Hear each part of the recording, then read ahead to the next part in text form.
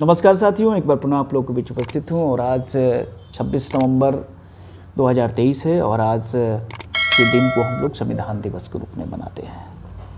दरअसल पिछले दिनों सरकार ने 2015 में यह फैसला लिया कि प्रत्येक वर्ष 26 नवंबर को संविधान दिवस के रूप में मनाया जाएगा और इसी कड़ी को आगे बढ़ाते हुए आज पूरा राष्ट्र, पूरा देश संविधान दिवस मना रहा है, संविधान के प्रति अपनी वचनबद्धता को दोहरा रहा है। तो आज हम लोग इस वीडियो में संविधान निर्माण के से संबंधित कुछ रोचक जानकारियों को, रोचक कहानियों को आपके बीच साझा करेंगे। तो आगे बढ़ने से पहले आप सभी मित्रों से अनुरोध करूंगा कि जो भी मित्र चैनल पर नए हैं कृपया करके चैनल को सब्सक्राइब कर ले, लाइक करें, शेयर करें तथा अपना कमेंट्स करना ना भूलें। मित्रों, संविधान निर्माण की जो प्रक्रिया है वो भारत की आज़ादी मिलने से काफ़ी पहले ही शुरू हो चुकी थी। संविधान निर्माण की प्रक्रिया संविधान सभा के द्वारा बनाया जाएगा, ऐसा विचार सबसे पहले एम.एन. रॉय के दिमाग में आया। एम.एन. रॉय के मन में इस तरह का विचार आया कि भारत का एक संविधान सभा होना चाहिए जो कि संविधान निर्माण की प्रक्रिया को आगे बढ़ाए। अपना उन्होंने विचार रखा। उसके बाद 1935 ईस्वी में भारतीय राष्ट्रीय कांग्रेस ने आधिकारिक रूप से संविधान सभा की गठन की मांग की। फिर 1938 ईस्वी में जवाहरलाल नेहरू ने यह मांग किया कि स्वतंत्र भारत के संविधान निर्माण की प्रक्रिया के लिए संविधान सभा का गठन होना चाहिए। 9 दिसंबर 1946 ईस्वी को संविधान सभा की पहली बैठक होती है और फ्रांस के तर्ज पर जो सबसे वरिष्ठ सदस्य थे संविधान सभा में वो थे बिहार के ही डॉक्टर सच्चिदानंद सिन्हा। उन्हें अस्थायी रूप से अध्यक्ष चुना गया। पुनः 11 दिसंबर को संविधान सभा के सदस्यों के द्वारा डॉक्टर राजेंद्र प्रसाद, जो कि पुनः बिहार के ही रहने वाले थे, सारण जिला के रहने वाले थे, स्वतंत्र भारत के पहले राष्ट्रपति भी बने। डॉक्टर राजेंद्र प्रसाद को संविधान सभा का अध्यक्ष चुना गया। इस वेतन योजना आया, भारतीय स्वतंत्रता अधिनियम आया। इसके द्वारा जो संविधान सभा थी वो एक संप्रभु इकाई बन गया। अब संविधान सभा की दो कार्य रह गए थे। पहला कार्य था कि संविधान को निर्माण करना और दूसरा काम था आम कानूनों को बनाना तथा उसे लागू करना। तो इस प्रकार जब संविधान सभा की बैठकें होती थी तो उसकी अध्यक्षता डॉक्टर राजेंद्र प्रसाद करते थे। लेकिन जब संविधान सभा एक विधायिका के रूप में कार्य करती थी तो उसके अध्यक्ष जी.वी. मावलंकर करते थे। तो इस प्रकार जो पहले अध्यक्ष का नाम आता है, लोकसभा के पहले अध्यक्ष के रूप में नाम आता है, तो वो जी.वी. मावलंकर का नाम आता है। भारत की स्वतंत्रता मिलती है 15 अगस्त 1947 ईस्वी को और 27 अगस्त 1947 को ड्राफ्टिंग कमेटी का गठन किया गया। इस ड्राफ्टिंग कमेटी की अध्यक्षता की जिम्मेवारी दी जाती है डॉक्टर भीमराव अंबेडकर को तथा इस समिति के जो अन्य सदस्य थे वो थे गोपाल स्वामी आयंगर, अलादी कृष्ण स्वामी आयंगर, के.एम. मुंशी, सैयद मोहम्मद सादुल्लाह, बी.एल. मित्र के त्याग पत्र देने के बाद उनके जगह पर माधवराव को बनाया गया। पुनः टी.टी. खेतान की मृत्यु हो जाती है इसी बीच।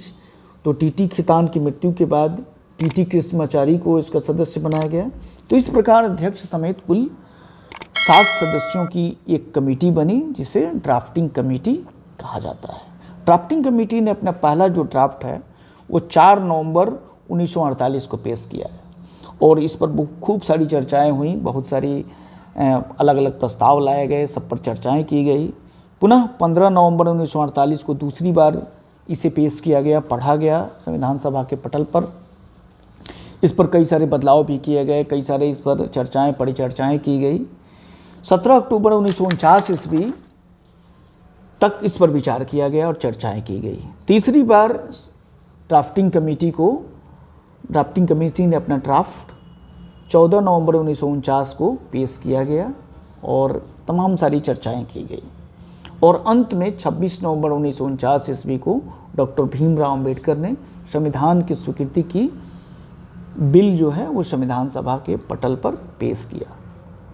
उस समय संविधान सभा में उपस्थित कुल 284 सदस्यों ने इस पर अपनी स्वीकृति की मुहर लगाई और इस प्रकार 26 नवंबर 1949 ईस्वी को भारत के संविधान को स्वीकृत किया गया, अंगीकृत किया गया तथा अधिनियमित किया गया। फिर बाद में 26 नवंबर 1950 को इस संविधान को पूर्णतः लागू कर दिया गया। संविधान की जो मूल प्रति है उसे हाथ से लिखी गई है और इसके लिखने वाले थे प्रेम बिहारी रायज़दा। प्रेम बिहारी रायज़दा का जो खानदान था वो कैलीग्राफी के लिए पूरे भारत में प्रसिद्ध था। खास बात यह है कि प्रेम बिहारी रायज़दा ने इसके लिए 1 रुपया भी मेहनताना के रूप में नहीं लिया था, बल्कि उन्होंने एक शर्त रखी थी कि प्रत्येक पृष्ठ के नीचे वो अपना हस्ताक्षर करेंगे तथा अंतिम पृष्ठ पे अपने दादाजी का भी जिक्र करना चाहेंगे। इसको लेकर के संविधान सभा के सदस्यों ने अपनी मुहर लगा दी। तो इस प्रकार रायज़दा ने कुल 6 महीना का समय लेते हुए अपनी खूबसूरत इटालिक शैली में बहुत ही सुंदर ढंग से संविधान की मूल प्रति को लिखा। संविधान की मूल प्रति में जो खूबसूरत चित्रों को उकेरा है वो आचार्य नंदलाल बोस ने उकेरा था। भारत की सभ्यता और संस्कृति के जो विभिन्न आयाम थे, जो तत्व थे, उन्हें बहुत ही खूबसूरत तरीक़े से संविधान के मूल प्रति में रखा गया है। इसी तरह जो संविधान की उद्देशिका है उसके पृष्ठ को सजाने का काम राम मनोहर सिन्हा ने किया था और इस प्रकार ये संविधान बनने की प्रक्रिया पूरी हुई। संविधान की जो मूल प्रति है वो आज भी भारतीय संसद के जो लाइब्रेरी है उसमें सुरक्षित रखी गई है। भारत के संविधान कई मायनों में काफ़ी अनूठा है। यह पूरे विश्व का सबसे बृहद संविधान है, लिखित संविधान है और इस संविधान में पूरे विश्व के विभिन्न संविधानों से अच्छी अच्छी चीज़ों को लिया गया है। भारत के संविधान का जो मुख्य तत्व है वो भारत सरकार का अधिनियम 1935 है, उससे लिया गया है। उससे न्यायपालिका को लिया गया है, CAG, लोक सेवा आयोग तथा अन्य बहुत सारी चीज़ों को ली गई है। इसके अलावा ब्रिटेन के संविधान से संसदीय प्रणाली, विधायी प्रक्रिया, संसदीय विशेषाधिकार, विधि का शासन, एकल नागरिकता, मंत्रिमंडल व्यवस्था आदि ये सारी चीज़ें ब्रिटेन के संविधान से ली गई थी। इसी प्रकार संयुक्त राज्य अमेरिका के संविधान से मूल अधिकार, न्यायिक पूर्णावलोकन, संविधान की सर्वोच्चता, निर्वाचित राष्ट्रपति पर महाभियोग लगाने की प्रक्रिया, ये सारी चीज़ें संयुक्त राज्य अमेरिका के संविधान से लिया गया है।